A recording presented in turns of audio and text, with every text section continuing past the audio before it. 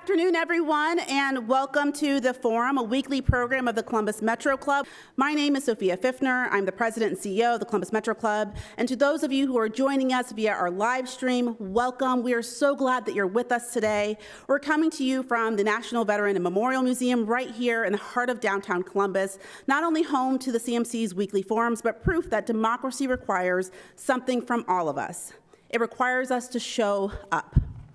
Today, I'd like to thank some of our sponsors, Bricker, Grade & Watt, Larry and Donna James, the Robert Weiler Company, and of course, Downtown Columbus Incorporated for providing complimentary parking, the Center for Human Kindness at the Columbus Foundation for presenting our live stream, and the Columbus Dispatch, our live stream partner. Every single week, it takes an incredible village and community of people to rally and champion civic and community dialogue. So let's give all of them a round of applause.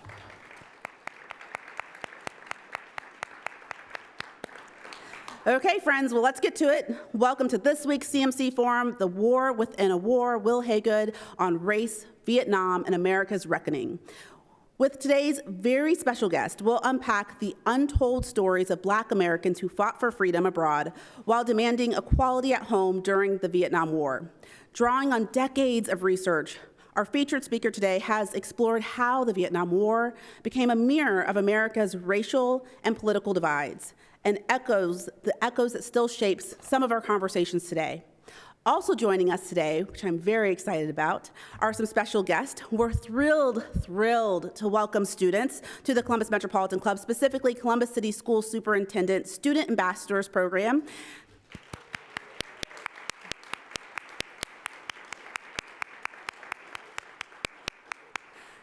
As well as students from Franklinton High School right down the street.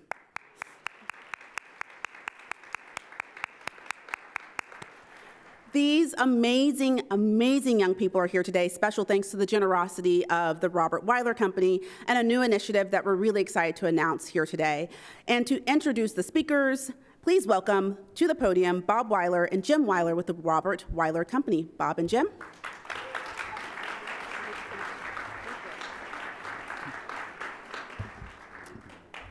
Thank you. I think we'd all agree that there's a lot of problems out there today. And those problems are not going to be solved without people talking to each other.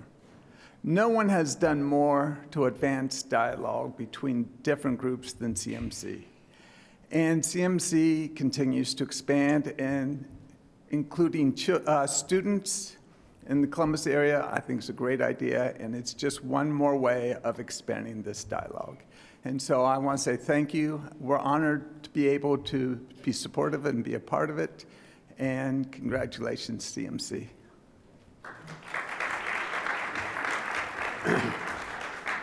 Well, good afternoon, everybody. That was good. Now, Angela Pace would have you say it twice, right? Good afternoon.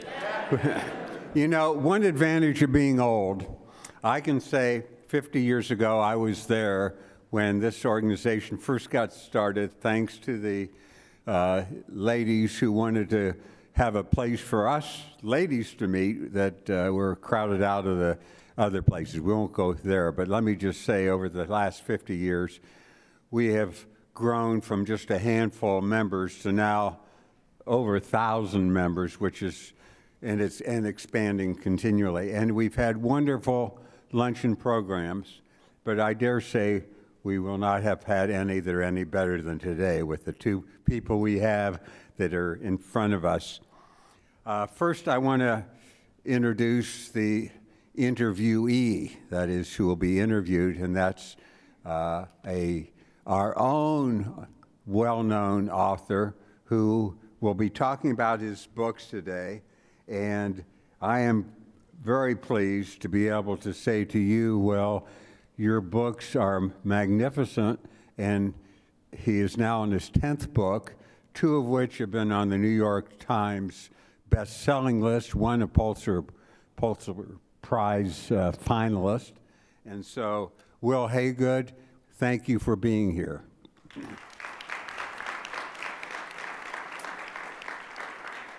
And the interviewer is somebody who needs no introduction, although I'm going to take 1 minute to tell you about Algenon. I didn't even realize, Monty, that was your first name. I guess I should. Marbley, Judge Marbley, who I think you all know, federal judge. He is going to be doing the interviewing, but in addition to being one of our most prominent judges here in town, he also is one of our real pillars. He has been on loads of boards and has helped so many people in different ways. And so, Judge Marbley, we're glad to have you as the interviewer. So without any further ado, let's welcome both speakers.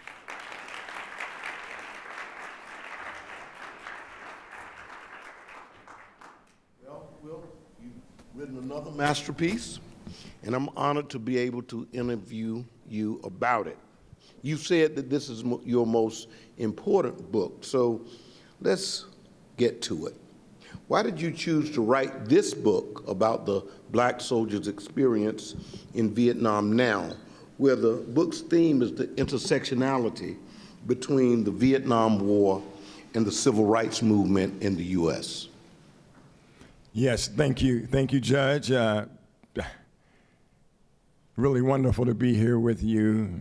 He is the closest I will ever get to the ghost of Thurgood Marshall.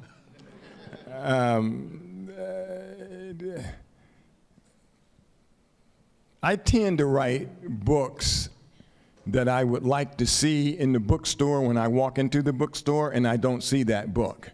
Thus, I was waiting on a book to be written about East High School and the all-black state championship teams, basketball and baseball, that they won in 1968, 1969 school year, and nobody wrote that book, so I simply put it on the back of my shoulders to write it. With the Vietnam book, I grew up here on North Fifth Street. Right across the street from me was a guy named Skip Dunn. I'd wave to him every morning. Hey, Skip, how you doing? I was in the 7th grade. He was in high school.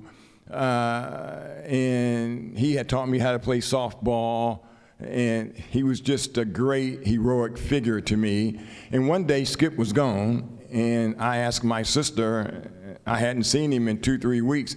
And she said, Skip's gone to a place called Vietnam. He lived directly across the street from me. And I never saw him again because my family moved to the east side of town. And on the east side of town, in 1968, my mother moved there May 1st, 1968. Just a little less than a month after the April 4th, 1968 assassination of Martin Luther King Jr. And so there were tanks, National Guards, troops on the street chasing us little black kids in this housing project. And I remember indistinctly my mother, every time I went to the store, she would write a note to the National Guard troops, and it said, "Dear sir, please do not shoot my baby boy. He is simply going to the store to get a carton of milk." My mother from Selma, Alabama, that's where she was born, so you can only imagine what was swirling through her mind. So as a kid, if you want to look at a split screen, I had saw not only Skip Dunn, but there were 5 other guys from my neighborhood who went off to Vietnam. And then I myself found myself as a little kid running from tanks and being scared out of my wits. And so I was introduced to the war within a war early. Skip came back to you, though. You hadn't seen him for a while. Tell us about how he came back to you and how we can get to see him, if you will, again. Yes. I spent 5 years on the book. And then about 4 months after it was handed in, I'm in bed in my home in Washington, D.C., and I wake up in the middle of the night and I say to myself, I should have interviewed Skip Dunn, my neighbor, for the book. Doggone it. And so the next morning, I hop out of bed and make a phone call, very determined to track down Skip Dunn. And a friend here in town tells me, Will, I'm sorry to tell you, but Skip passed away. Skip is gone. And I was very sad at that moment and angry at myself that I hadn't thought to find Skip Dunn. And I asked my friend if he could give me a number to Skip's widow, and he did, and I called her, Mrs. Neva Dunn, and she knew who I was, and we start talking, and she keeps interrupting me and saying, but please tell me, what was it like making that movie with Oprah Winfrey? And so once I was able to get that out the way and fill her up with stories about Forrest Whitaker and Lenny Kravitz and Oprah, of course, and then we swerved back to Skip, and I told her I was very sorry that I wasn't able to interview Skip, and she said, Will, he would have been so happy just to have gotten one line in your book, just his name, Will. It would have made him so happy. But anyway, I'm happy that the book is going to be coming out. Before I hung up, I said, Mrs. Dunn, can you send me, for sentimental reasons, a picture of Skip Dunn? And she said, oh, certainly, honey. And 2 days later, the photograph arrived in a Federal Express package, and I looked at it, and I was haunted because that was my Skip Dunn in that photograph. That was him. That was the Skip I knew. That was the 18-year-old Skip Dunn. I was smart enough to call my editor in New York and say, look, I know the book is finished, and I'm happy it's finished, but there's a photograph that I'd like you to look at. I sent the photograph to my editor. He calls me back and says, look, you put the Skip Dunn story in the acknowledgments of the book, meaning in the very back of the book. You will need to write something up front in the book about this Skip Dunn character. And I said, oh, I don't want to. The book's finished. I'm tired. I'm exhausted. You know, it's like put it to bed, tie a ribbon around it. Let's get it in the bookstores. And so he said, no. We're going to extend the deadline a little bit. We're going to open the process back up for you to add some pages at the front of the book. And so I did. I sent that to him, and he said, me and the art designer has designed a new book jacket. We threw the old one away, and we have a new one. Ladies and gentlemen, Skip Dunn has come back, has come down from heaven. This is his picture on the cover of this book. That's a great story. That's a great story. But into the substance of the book, you write about this war as being America's first fully integrated war. What did you mean by that? Well, in World War I, the U.S. military did not want black troops. So those who wanted to fight went to New York City, hopped on a boat, and went to France and knocked on the door of the French and said, we're here to fight to defend our country. And the French said, well, why aren't you fighting over there with your units? Why haven't your units sailed over here? And why aren't you with them?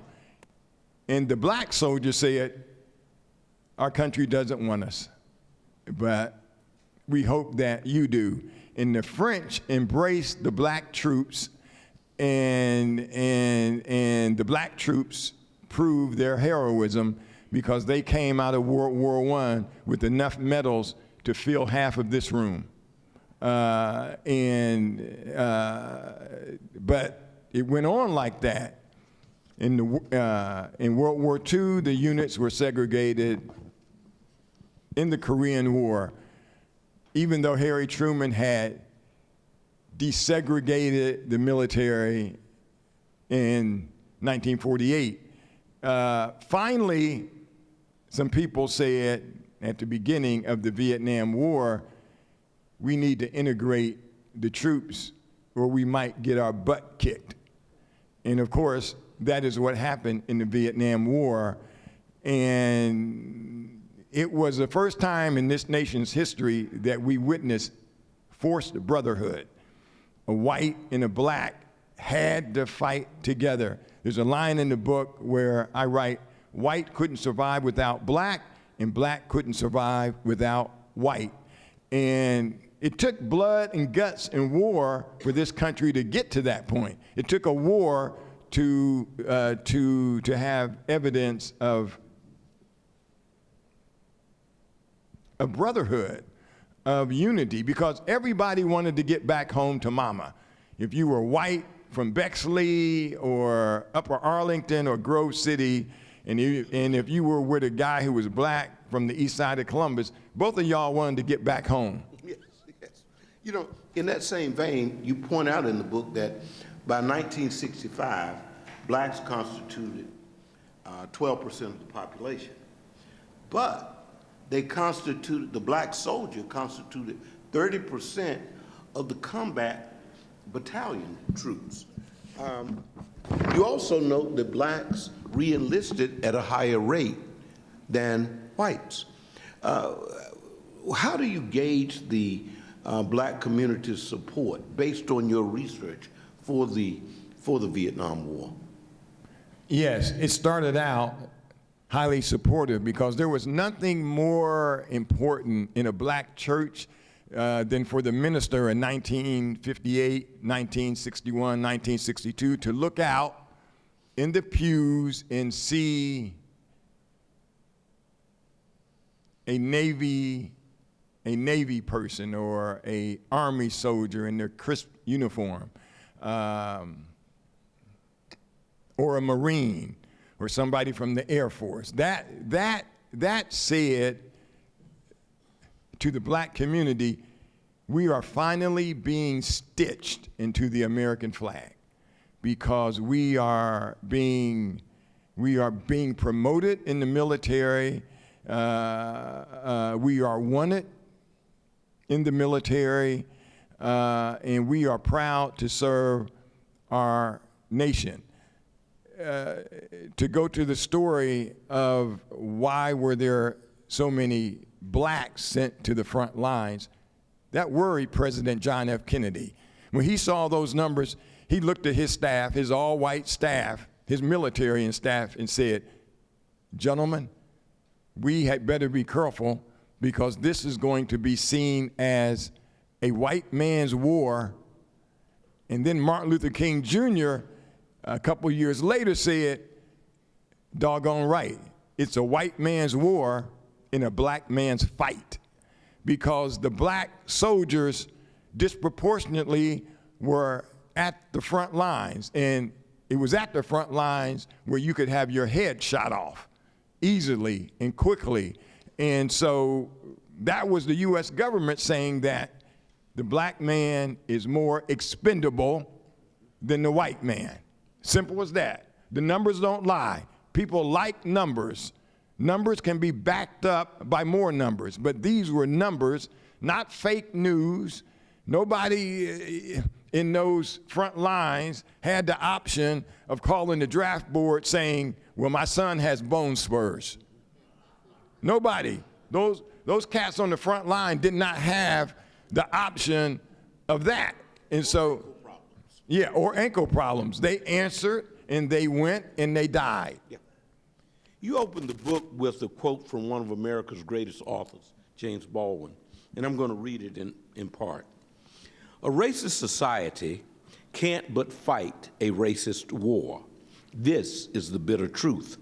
The assumptions acted on at home are also acted on abroad, and every American Negro knows this, for he was the first Viet Cong victim. We were bombed first. You know, why was this so significant to you that you would include that in the introduction to this important work? When I was a reporter with the Boston Globe, I came into the office one morning, and the features editor called me into her office. I had only been at the paper for 4 weeks, and of course, sometimes when you get called into an office early in the morning and hardly anyone is in the newsroom, you think that you're about to be fired. And so she says, Wil, there is a writer at the University of Massachusetts at Amherst who has a new book out, and I would like you to go interview that writer. And I said, oh, great. Who is it? And she's handing me the book. And she says, it's James Baldwin. He has a collection of essays that are just being published. And I'm sitting there saying, damn, James Baldwin, wow. Boy, I got to get my stuff together. James Baldwin, wow. And so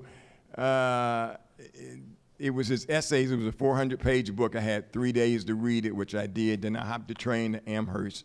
And he was staying with a couple, and I got out of the taxi, and they said, Wil, we're expecting you. Jimmy is inside. He's upstairs. He'll be right down. Go on in. Jimmy, my man, James Baldwin, Jimmy. And I went upstairs, I went up the porch steps into the living room, and I heard these footsteps upstairs, and I said to myself, golly, Wil Haygood from Columbus, Ohio, in the same house as James Baldwin. God, wow. And if you've seen any footage of him, you know he had this very jazzy way of talking. He smoked cigarettes, and he comes hopping down the steps, and he sees me, and he says, hey, baby, how you doing? He's smoking a cigarette, and I stand up, and I say, what an honor to meet you, Mr. Baldwin. I mean, what a real honor. He said, oh, cool, baby, thank you. So let's get it on. And so, and the interview's going so well, so beautifully, that I silently say to myself, when this is over, I'm going to ask Mr. Baldwin a personal question. And so I did. I said, Mr. Baldwin, thank you for this interview, and I'd like to know, sir, if I can ask you a personal question. Now, mind you, I hadn't written a single book then. And he said, sure, baby, what is it? Shoot. And I said, do you, Mr. Baldwin, think that I will someday be able to write books? And he took a long drag as he was looking at me, and he said, how the hell should I know that? I don't know who you are. It takes discipline, baby, to write books. What kind of question is that? You asking me if you can, who are you? I don't know you, man. And my face sunk, and he could see it. And he scooted his chair closer to mine, and he pointed at me, and he said, but baby, I'll tell you what, whatever you do in life, you must go the way your blood beats. Whatever you do in life, you must go the way your blood beats. I tell my students that to this day. So you ask me, Judge, why Baldwin at the beginning of the book? He's the epigram. He's on the very front page, because when I came across that quote, I said to myself, like Skip Dunn, James Baldwin and Skip Dunn reached down from the heavens, tapped me on the shoulder, and said, write this book. That's what I fervently, spiritually feel. And Wil, just like Skip Dunn and Jimmy Baldwin, they're very proud of this 11th magnum opus. I can tell you that much. Thank you.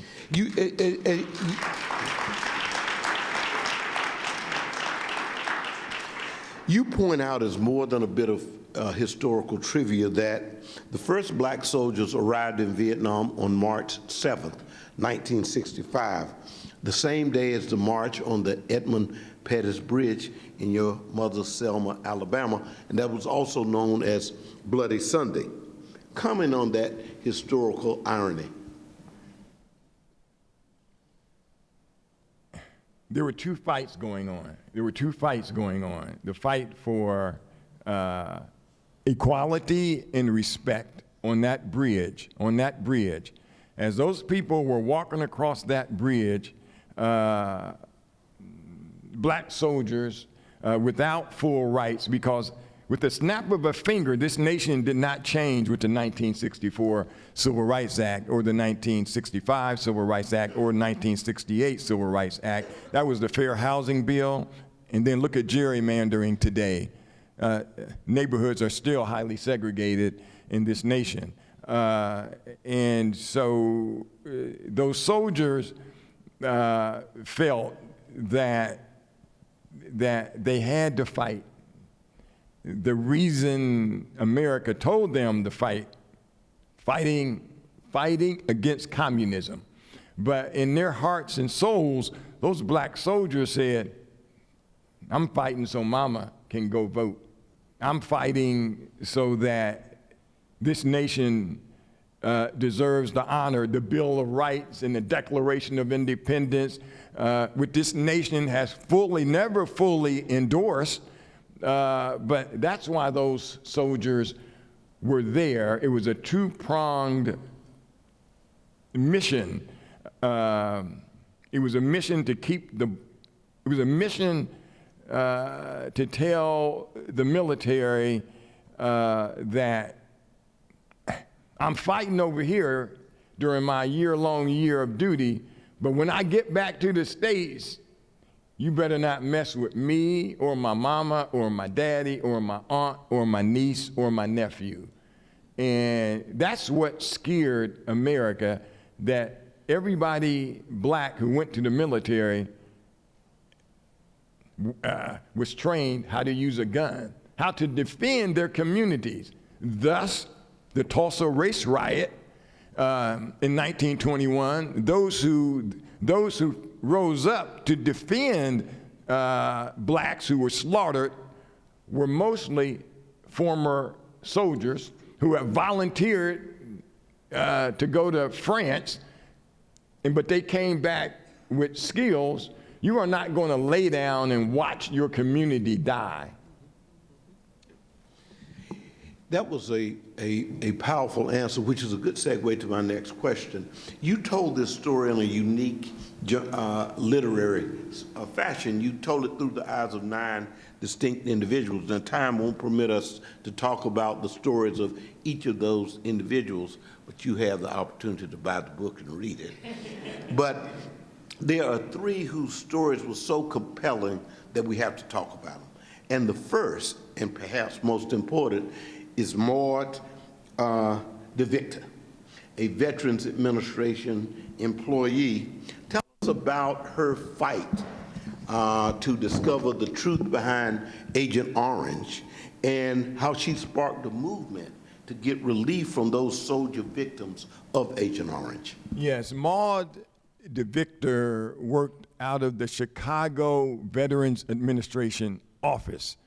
Soldiers, black, white, Hispanic, Native American, started coming to her, telling her, I have soreness in my back. My vision is suffering. There's a hearing loss. And she traced it to chemicals that were being sprayed. The U.S. sprayed chemicals so that the treetops and the leaves on the trees would fall off so that they could see the enemy better. And some of the soldiers thought that Agent Orange was Orange Crush soda.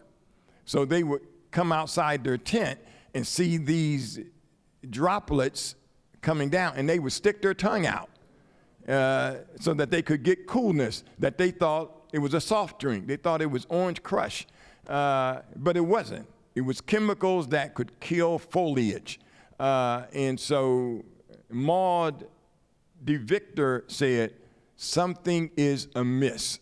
And she started calling chemical companies saying, hey, what did Monsanto put in those barrels that were shipped over to Vietnam? And she found a whistleblower who told her what it was: deadly chemicals. Now, those chemicals were sprayed most heavily where? On the front lines. Who disproportionately was on the front lines? Black soldiers. So black soldiers thought Miss Maud DeVictor was black, thought that she would understand or listen to them because nobody else had listened to them.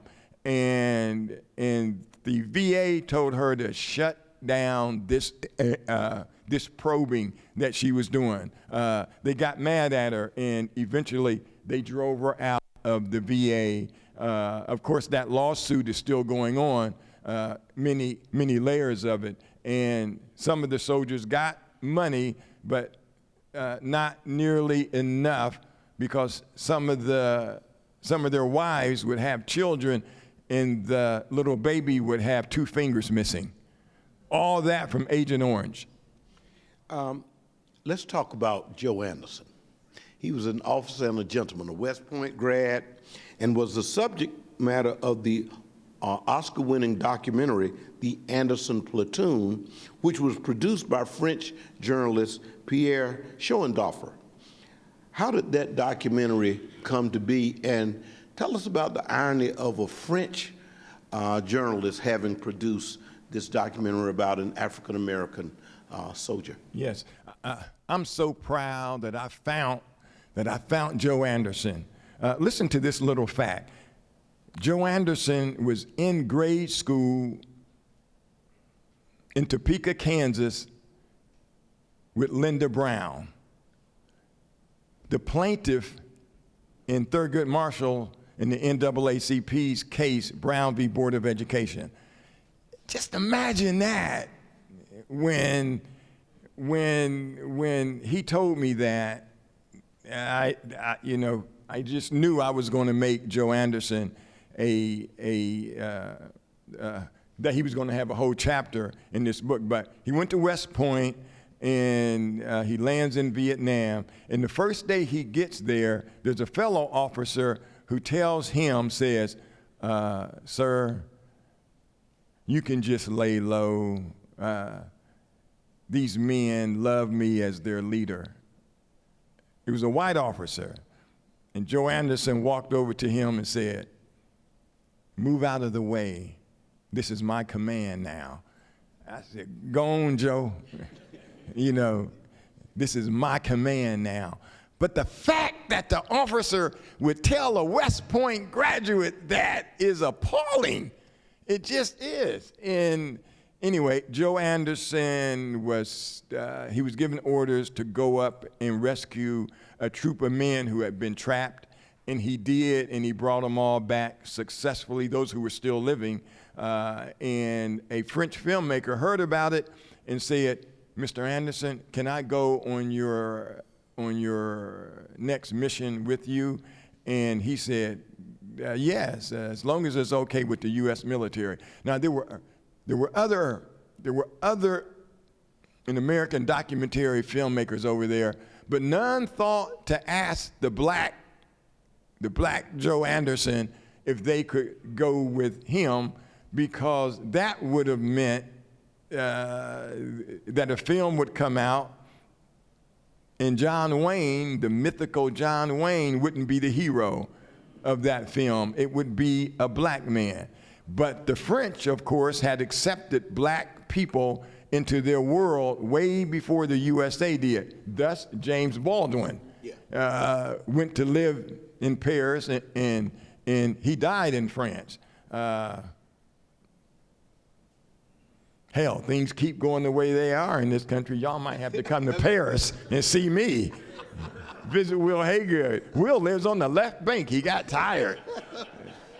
Wil's kicking it on the left bank in Paris, y'all. Nous avons parlé français.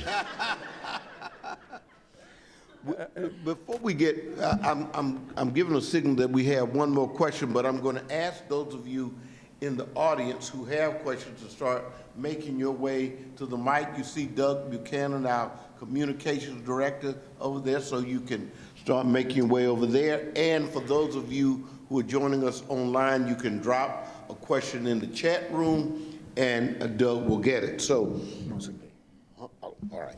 So the war had its impact on the arts community as well. The black arts community certainly was impacted. How significant was Motown's response in creating its own label, the Black Forum label, to accommodate the civil rights movement and the anti-war movement, and Motown producing that seminal work, What's Going On? Yes.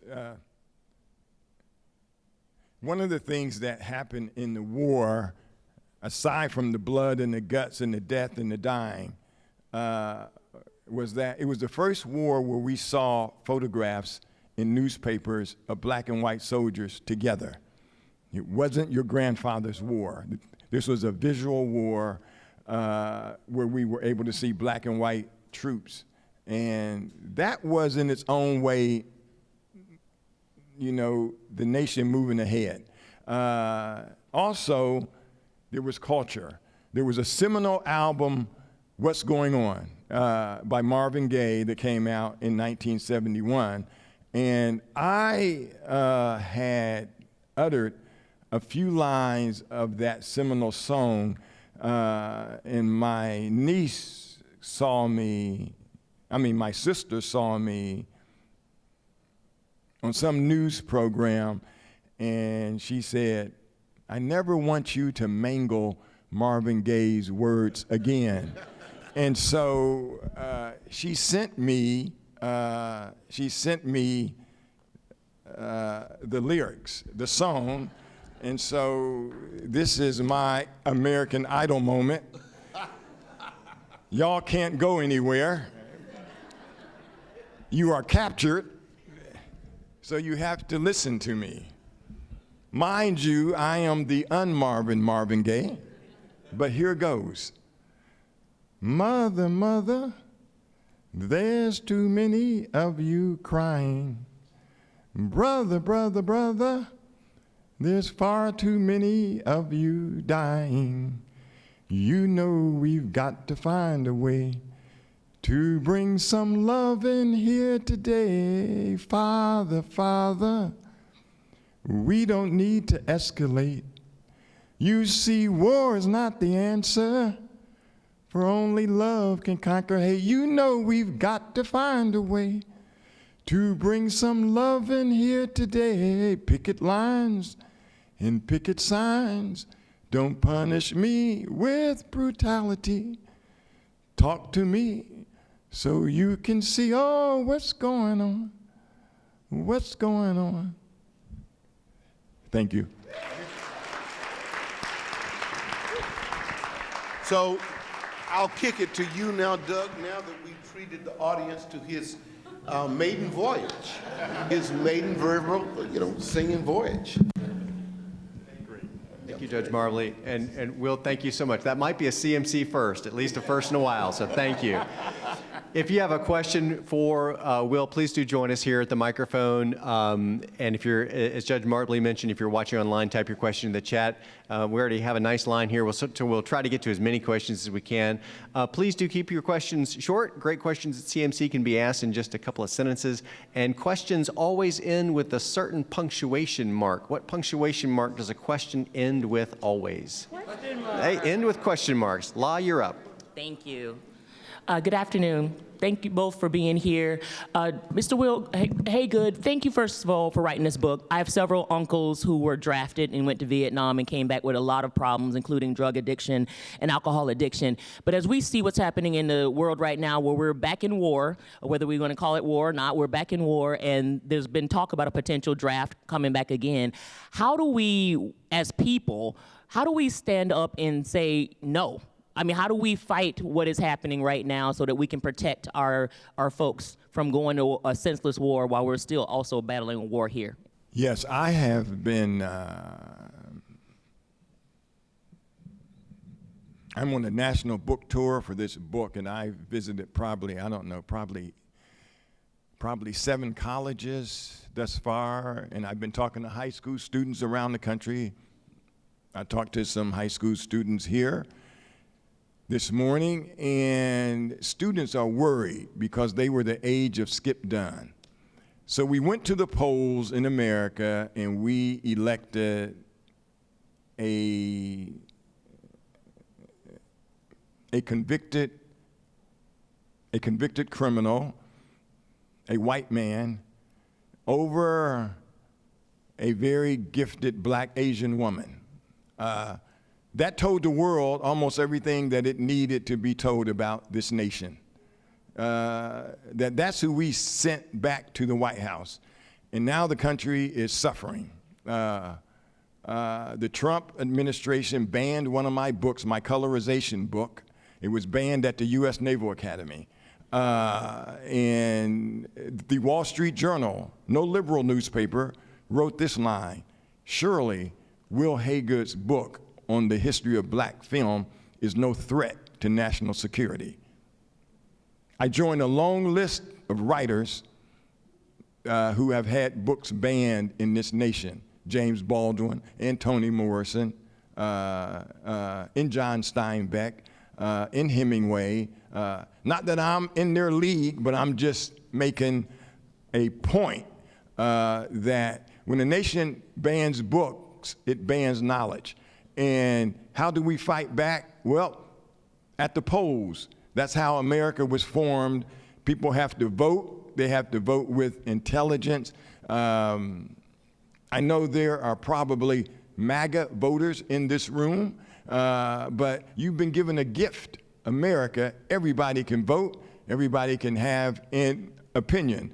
But when you are wrong, and when you witness a mob that's 99.9% white assault the Capitol, I think there were three black people there who got lost on their way to McDonald's.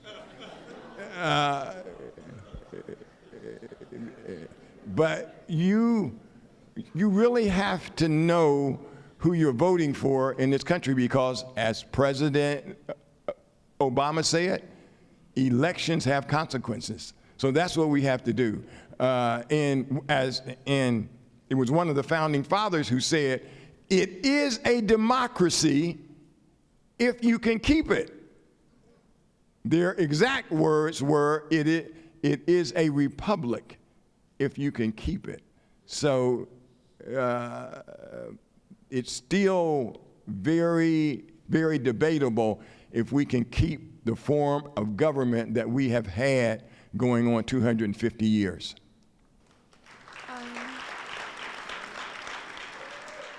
Good afternoon. When I was reading your book, one thing that stood out to me was Soul Alley and how Vietnamese people took in black soldiers. In your research, did anything stand out to you with how they were treating black soldiers, taking care of their hair, and embracing them, opposed to how the U.S. was treating them during that time? Yes. Great question.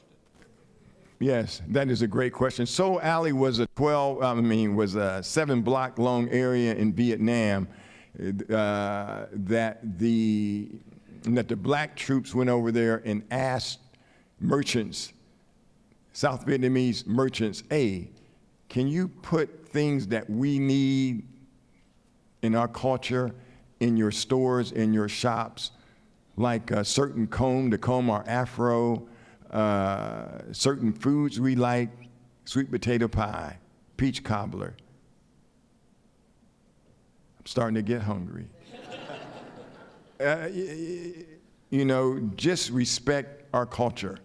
And so the Vietnamese merchants did it. And it was, the street called Seoul Alley. But one thing, like, how did the racism land in Vietnam? We transported it. American soldiers from the Citadel or VMI or Mississippi or Alabama or St. Louis or Columbus, they took the racism over there. James Baldwin said it, a racist society can't but help fight a racist war. And so that was evident that the black soldier came up against racism from the Vietnamese as well, because it had been transported over there. We had flown it and landed it in their country, and so that was a great question. Thank you. Good afternoon. I'm Kathy Fox with Community Strategy Partners. Mr. Haygood, you're also a journalist in addition to being a book author and professor. As a journalist, how do you feel the way journalism is being treated today in this country? What can we all do to help change those circumstances? Yes, okay. I still have to get used to being called Professor Haygood. I graduated with a 2.2. That's summa cum laude.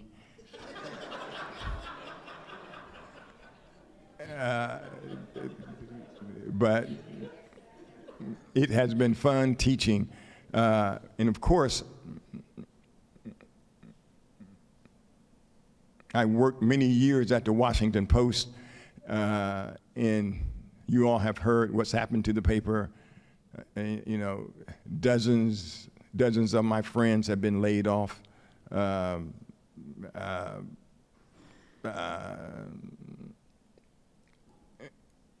they certainly won't get those jobs back. We have billionaires in this country who are really starting to exert their power. They tend not to like newspapers. We have seen newspapers die in this country. And that's sad. That goes right along with the banning of books. I am astonished that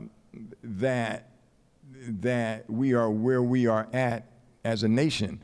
And I plead with voters to regain their sense of pride in the country. Because one thing this administration has shown us is that there are forces in this country that are anti-black forces, and they have muscle. Some of the veterans who I've interviewed in this book have called me with tears in their eyes. One veteran who I met at a reading, he had my book, and he walked up to the microphone at the end of my reading, and he held the book up, and he said, Wil, this book is causing me trauma because I was in Vietnam, but it's also healing me because I no longer want my story hidden. Hidden, he said, hidden. And so they're trying to erase history. Trump and his crew have knocked down markers that have shown black heroic movements in this country. And we've seen the people in Europe say, we aren't doing that. We have black historical markers in Amsterdam, in Switzerland, in England, and they stay up. They stay up. because facts are facts. Let America screw around with its history, but we've got more sense than that over here in Europe. And it just angers me that this has been allowed to happen. I've been to these campuses, and there are no more DEI programs. They've been abolished, slashed. OSU right here no longer has a DEI office. That's appalling. That is appalling. What if somebody coming out of that DEI program has a cure for cancer? I mean, it's so illogical. Martin Luther King Jr. said, when I talk about racism, I'm talking to white people. That's what Martin Luther King Jr. said. And so, Nelson Mandela, who I watched walk out of prison. I was in South Africa when, on the morning Nelson Mandela walked out of prison. And what did he immediately do? He said, there will be no revenge against white people, but there will be the formulation of a Truth and Reconciliation Commission. We will talk about apartheid. We will talk about what happened. We will talk about the abuses. And now comes word that we don't need to teach slavery in high school because it's too fragile for the white kids. Really? What about the slaves who went through it? Please, give me a break. Okay, and so we had better find a way to stitch this nation back together, or else, and that is the truth. I mean, I have been a foreign correspondent. I have seen democracies fall right before my eyes. I've seen democracies fall. I've seen foreign capitals get attacked successfully, and the government falls the next day. And so, if we go la-di-da into the future, there will be a heavy price to pay. Thank you.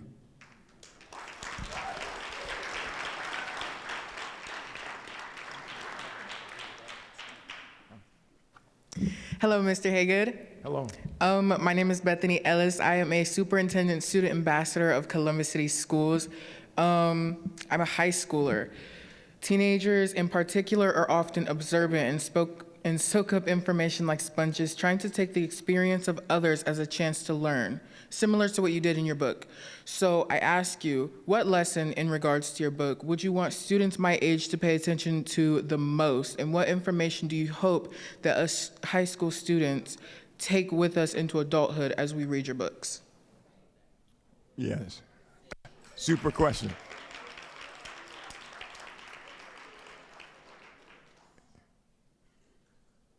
This is what I hope you would carry, and that's a super question. War is hell. It is.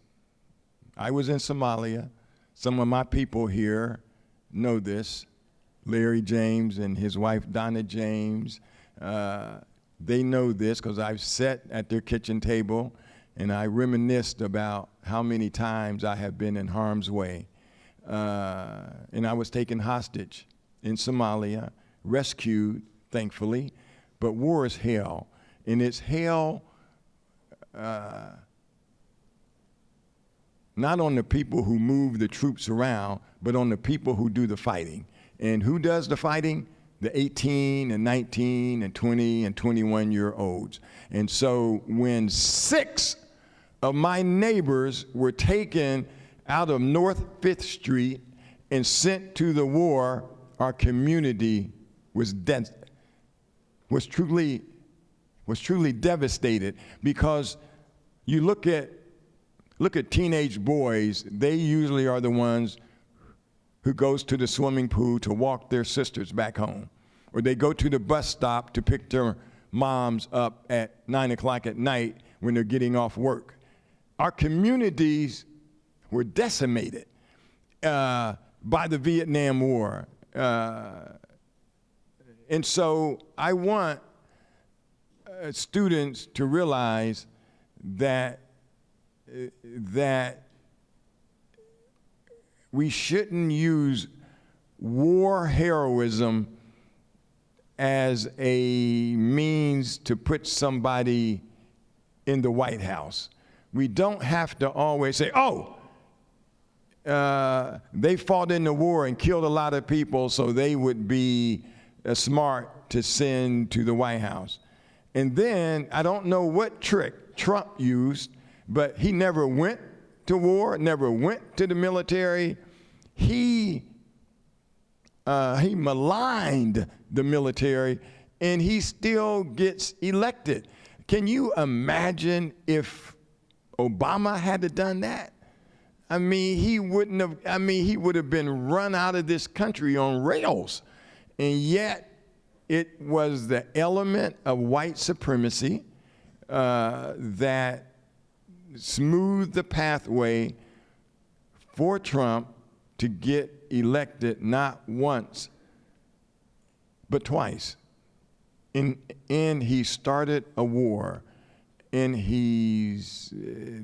I'm in Washington, D.C. About 4 dozen of my friends have lost jobs at the Smithsonian, at other arts institutions. This is a travesty. This really is. I just don't know how to put it. But people who vote, young people have rallies. There's a No Kings rally, I know, this Saturday all across the country. We do not want a king in the White House. The nation will not survive. Thank you very much, Will. To end on that powerful note is altogether fitting and appropriate. Doug has given me the we're done sign, and I'm going to bring back Sophia to wrap up for us.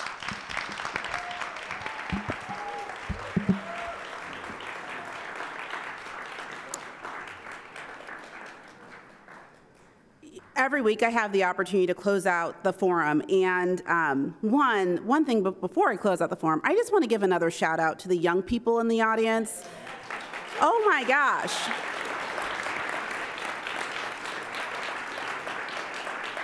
Not only do we have Columbus City School students, Franklinton High School students, but we also have CCAD students in the audience.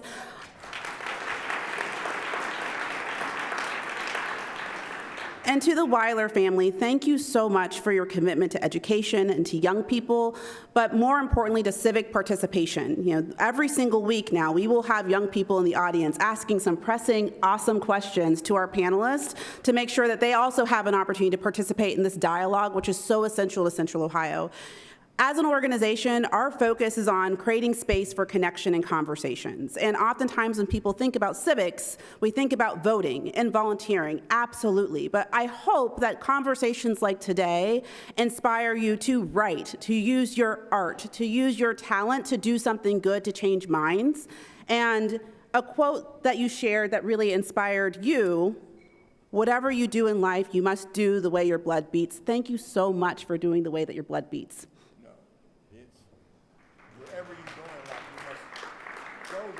Go the way your blood beats. Thank you. Thank you so much for being here. Thank you to today's sponsors, Bricker, Graydon Watt, Larry and Donna James, the Robert Weiler Company. Thank you so much to Downtown Columbus Incorporated for providing our complimentary parking. Thank you to our presenting sponsor of our live stream, the Center for Human Kindness at the Columbus Foundation, and our live stream partner, the Columbus Dispatch. We are incredibly grateful to the National Veteran and Memorial Museum for hosting us, and a very special and wonderful, fantastic thank you again to our speakers, Mr. Haygood and Judge Marbley. Thank you so much for a wonderful conversation.